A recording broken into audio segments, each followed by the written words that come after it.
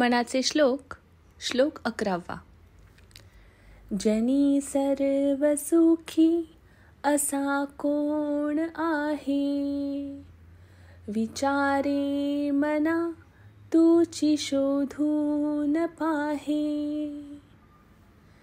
मनात्वाची रे पूर्व संचित केले, तया सारिखे भोगणे प्राप्त झाले.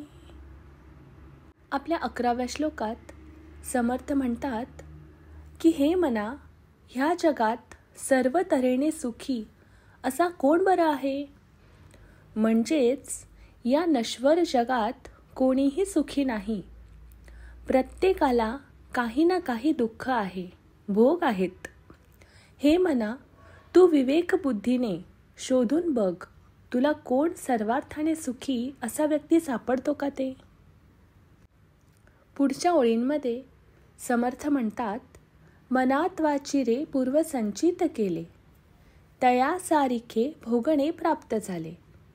याचा अर्थ, हे मना, तूच पूर्वजन्मी म्हणजेच भूतकाळात जे जे कर्म केले आहेस, जे जे पाप पुण्य संचित केले आहेस म्हणजेच साठवले आहेस, त्याचप्रमाणे तुला ह्या जन्मी किंवा वर्तमानात त्याची फळे भोगावी लागणार आहेत. जसे करावे तसे भरावे, हाच संदेश समर्थ मनाला संबोधून मानव जातीला देत आहेत.